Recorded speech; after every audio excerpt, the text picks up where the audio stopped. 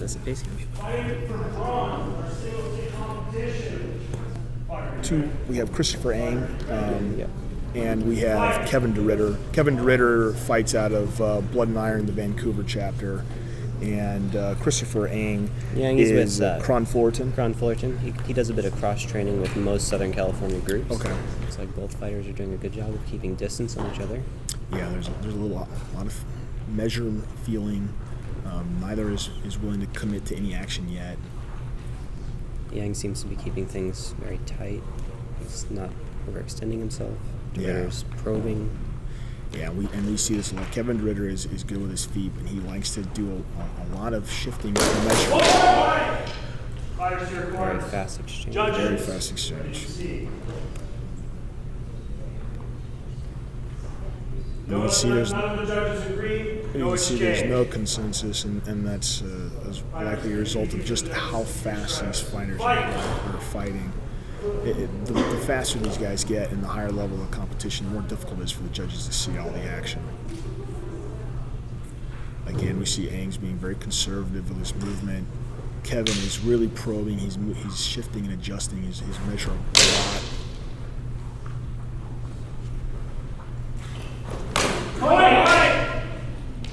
Looks like Yang's measured approach paid off. He was able to take the leg as DeRitter moved in. Arm, 1 point for black. Oh, arm, okay. Well, it's low value. Whatever, a low scoring target. Yeah.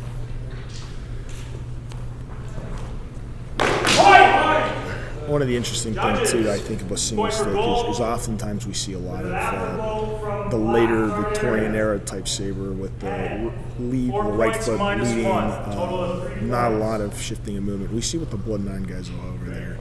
They're shifting the lead leg. They're using a lot of more earlier medieval sort of guards and postures. Well, I do know that in Blood and Iron they use the single stick as a single-handed weapon trainer. Right. And you have to make that choice when you're training single stick. Are you going to train single stick for the historical trainer and weapon that it was, or are you going to use it as a simulator for other single-handed weapons? And there's no one right approach. You can really do either with it. Correct. And that's actually brings up a really good point about that, and that is we see in these competitions there's really two varying ways that we can look at it. It's either we use the single stick in the historical context as the sort of either being a trainer for a variety of different weapons, or we have these tournaments which are more within the context of some of the more historical competitions and games that we saw. Right, in this tournament, this is more along the lines of looking at this as a trainer, tool for absolutely. an actual sword. And so because of that, we see more of the movement. People aren't stationary. There's offhand grappling and allowed and We're permitted. not restricting how far they can move. Correct. Right, exactly. The afterblow is very critical. Judges. Point for black, target area. Head, arm. Majority for head. 4 points for black. That was the final exchange. What's the total? Match gold. Match gold. Looks like a very close match with Kevin DeRitter perhaps narrowly winning. Winner of our bronze single stick event, Kevin DeRitter.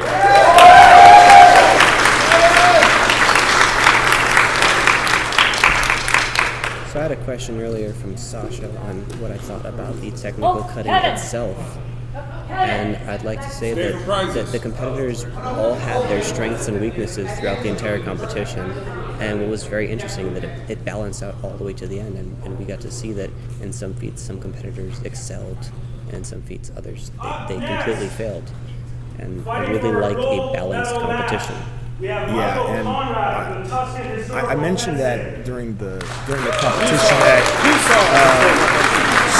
some of the feats are designed to reward competitors who are constantly moving and being able to cut the way they fight. And I think that was a really good reflection of who won. So now we're getting to the finals here. We have R.J. McKeehan's student Eric Hardiman of South Coast Swords, and for the first time in CombatCon so far, we have one of Doug Bostic's students from Tucson Historical Fencing, and both competitors have done a really great job in this competition, and definitely deserve to get this far. Michael Conrad is in blue. He is Doug Bostic's student from Tucson Historical Fencing. And I've personally sparred with him at the Phoenix Society single stick event. He is a hard fight. I'm looking forward to it. Yes, Michael.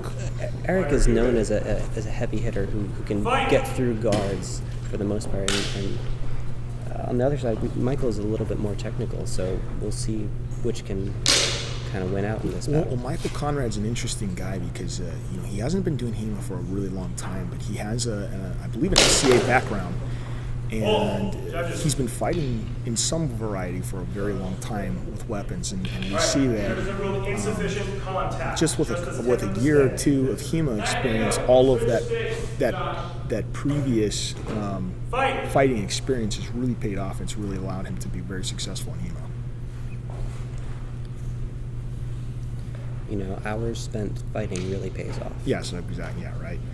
And I believe Michael Conrad is fighting also in longsword at this tournament for bronze, and he was very narrowly fighting for a medal match in sword and buckler. Fighters, judges. We saw several hits go under For there. gold, target area. They're not making it easy on the judges. No. 4 points for gold. Again, we see. Fight. Which seems to make sense. We see Michael trying to get underneath Eric's guard and trying to parry riposte. Again, we see it again there. He's moving in closing measure on Eric, trying to perform a parry riposte. It looked like a strike from black to gold, followed by An afterglow of some sort. An afterglow of some sort, but it was the exchange got a little messy at the end. Yeah. There is no consensus with the judges. We will watch I know it. No when I'm exchange. judging, and you and I both judge and direct quite a bit, I'd rather call something that's clean. And if I'm not sure what happened, I don't want to award points. Yeah, and we're especially in a gold medal match, we really want to see cleaner fencing. Judges. That was an interesting exchange because, again, Michael is trying to press, but you can see he barely made contact with Eric. Eric has so much measure that as Eric is moving out of that measure, it's very difficult for Michael to land that hit. It was very nearly a miss. When I fight Eric in the club, I cannot chase him down. Any other fighter, if they're on the retreat, we can catch up with them. Eric's legs are so long, and his measure is so wide. And it's more than that too. We have other tall fencers that don't seem to be very coordinated or be able to move. Eric is not that case. Eric is very well coordinated for a tall guy. He uses his height and his measure and maximizes it to a great extent. He is, and he spars consistently very hard every class. And it's really fun watching Michael take him on here and really use some interesting techniques to deal with Eric. He's aware that Eric is going for his head. He's defending that head, and he's trying to get some defense and a follow-up. And right, and in single stick we have. Typically, we see them from the high level of competition. We see either guys trying to snipe, or we see guys trying to play the parry riposte game. And obviously, Michael knows he's not going to be able to play a long measure game with Eric. It's just not going to work. So he's trying to fight, I think, in probably the most tactical, savvy way. I think it really goes to show why they're here in the gold medal match. Yes, of course, absolutely. And for people who haven't had a lot of chance to be exposed to the Tucson Historical Fencing group, they're a relatively recent new group, and again, they're led and run by Doug Bostic, and they've become beautiful, very nice. They've really produced a lot of really good fencers. Arm strike, 1 point for black. Final exchange, final score. Match gold. Oh, very close. Very close match. Very nice. That could have gone either way. Absolutely. I was on the edge of my seat for that Yes. first fight. Excellent fight.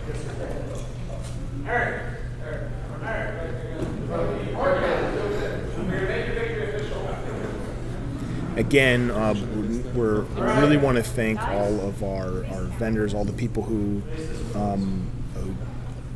donated all of these gifts. 2016-17. That's an important distinction. Michael Conrad. Michael Conrad taking silver. Gavin. DeRitter.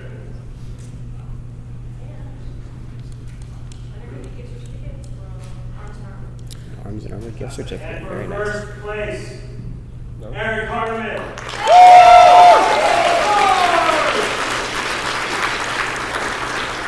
Now, is this Eric's first gold in single stick? Absolutely, yes. You know, it may be a little embarrassing, but Eric's not actually a big fan of the single stick itself. But hey. Very nice gift. A lovely gift. But he's aware of the utility of training and fighting in the single stick. Apparently it is Kevin DeRitter's birthday.